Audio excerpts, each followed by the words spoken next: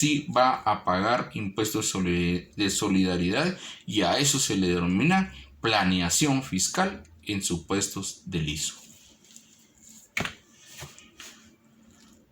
Artículo 2. Definiciones. Dice, para efectos de impuesto de solidaridad se entenderá por activo neto. ¿Qué es el activo neto? Según el artículo 2 de la ley del ISO, que por cierto, los invito a que descarguen, si no tienen en físico, su ley del impuesto de solidaridad, y que también vayan estudiando juntamente conmigo la presente ley, ¿verdad?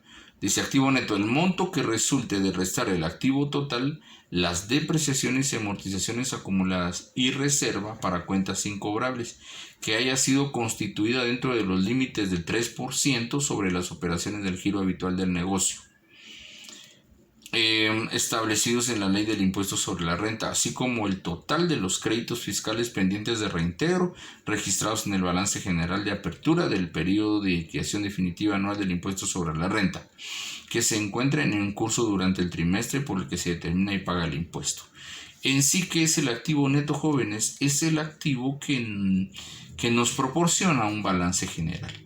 Eso sí, un balance general bien hecho, ¿verdad? Por ejemplo, aquí nos pide o nos da unos datos que tenemos que tomar en cuenta. Por ejemplo, que las cuentas incobrables se les esté aplicando el porcentaje legal, pues que ese es un 3%, que se estén aplicando los porcentajes establecidos en ley en relación a las depreciaciones y amortizaciones. Entonces, un balance general bien efectuado donde dice suma el activo, ese justamente es el activo neto. En sí, ¿cuál es el activo neto entonces que se utiliza como cálculo del ISO? Respuesta, el activo neto que se utiliza como cálculo del ISO es precisamente la suma del activo que nos proporciona un balance general, pues ahí los datos son precisos en cuanto a los derechos de un contribuyente. Artículo 3. Hecho generador. Constituye hecho generador de este impuesto la realización de actividades mercantiles o agropecuarias en el territorio nacional por las personas, entes o patrimonios a que se refiere el artículo 1 de esta ley. Muy bien. Voy a explicar el hecho generador. Las personas que están afectas al pago del ISO, como lo explica el artículo 3, son las que realizan actividades mercantiles y agropecuarias. Es decir, toda empresa en cuya actividad desarrollada genera algún tipo de ganancias. Así de simple. Cualquier empresa que genere ganancias está, obligada a hacer pago del ISO. Pero aquí viene algo bien importante. Dice, es decir, toda empresa cuya actividad desarrollada genera algún tipo de ganancias. Pero para ser más específico, las empresas obligadas a pagar ISO son únicamente las inscritas en el régimen sobre utilidades de actividades lucrativas. Aquellas empresas que ustedes saben que hacen pagos trimestrales de impuestos sobre la renta son las que están afectas al pago del ISO.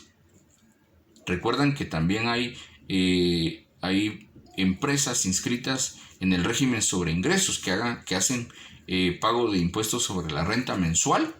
Ellos no están obligados a pagar ISO. Y de hecho aquí aparecen, dice, de las exenciones que están en el artículo 4. Dice, están exentas del impuesto de solidaridad.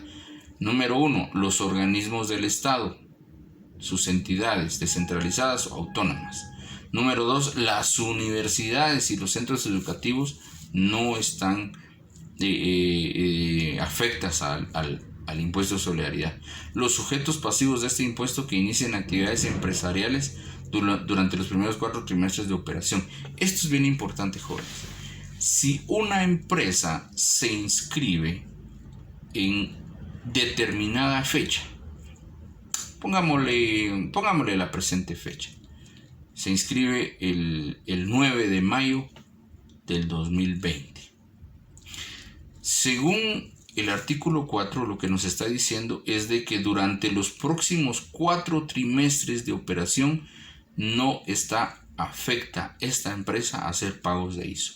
Es decir, si ahorita estamos en mayo, el trimestre de abril a junio no paga ISO. El trimestre de julio a septiembre no paga ISO. El trimestre de octubre a diciembre no paga ISO. El trimestre de enero a marzo no paga ISO. Hasta hasta prácticamente un año después. El motivo es sencillo. Si ustedes se dan cuenta, sí contamos con un balance general de apertura, de acuerdo, pero no contamos con un estado de resultados. Y recuerden ustedes que el requisito primordial o el primer requisito para hacer nuestros cálculos del ISO es contar con un estado de resultados y contar con un balance general. Y como es una empresa nueva, es un nuevo comerciante inscrito en el régimen tributario unificado, ¿qué sucede ahí? Entonces no se cuenta con estos estados financieros, por lo tanto no tenemos de dónde sacar los valores que nos van a permitir ver si hay cálculo de si hay impuesto o no en relación al ISO, ¿verdad? Las personas individuales o jurídicas y los demás entes afectos al impuesto de solidaridad que paguen al impuesto sobre la renta con una tarifa sobre sus ingresos, que es lo que yo les expliqué hace un momento. Entonces, los que están inscritos en el otro régimen en relación al impuesto sobre la renta no pagan ISO. Y los contribuyentes que a partir de la vigencia del impuesto de solidaridad que establece esta ley incurran en pérdidas de operación durante 2 años consecutivos. Si hay pérdida en operación durante 2 años consecutivos, tampoco pagan ISO.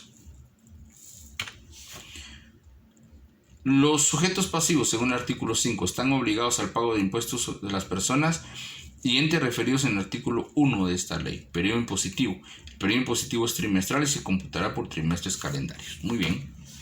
La base imponible. Recuerden que la base imponible de este impuesto se constituye la que sea mayor entre la cuarta parte del monto del activo neto o la cuarta parte de los ingresos brutos. Tipo impositivo. Dice, el tipo impositivo de este impuesto es del 1%. Lo explicaré en la siguiente diapositiva. Por ejemplo, tenemos ingresos anuales y tenemos activo neto. ¿De dónde creen ustedes que sale ese valor de los ingresos anuales? 100,000 quetzales. Precisamente de un estado de resultados. ¿Se dan cuenta por qué necesito un estado de resultados para calcular mi ISO?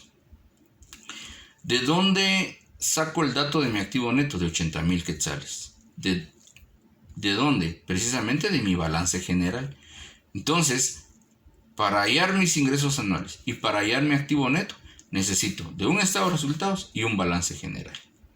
Entonces, al tener ya esos datos, entonces mi base imponible serían 100,000 quetzales.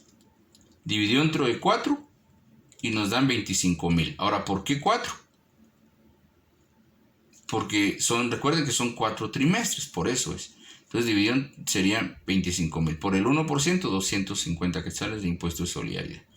Ahora, esos 250 serían por cada trimestre. Ahora, si ustedes se dan cuenta, aquí se tomó la cantidad más alta. En este caso, los ingresos anuales fueron de 100,000 quetzales. Entonces, sobre esa cantidad se calcula nuestro impuesto de solidaridad. Tarea semanal. Haciendo uso de su ley del impuesto de solidaridad como bibliografía. En hojas tamaño carta desarrolle 2 ejercicios, los cuales serán alojados en un mismo archivo y enviados al aula virtual como fecha última el día sábado 16 de mayo a las 23:59 horas.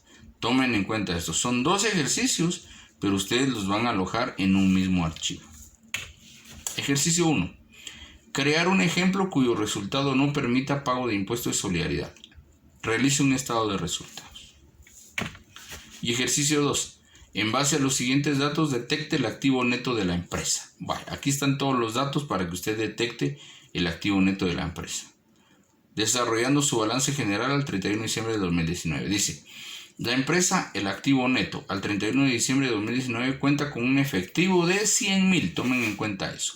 Además de una cuenta bancaria que asciende a 200,000 quetzales. En relación a sus clientes, tiene una cartera, tiene en su cartera un total de 20 clientes que le adeudan 500 quetzales cada cliente. Tomen en cuenta eso.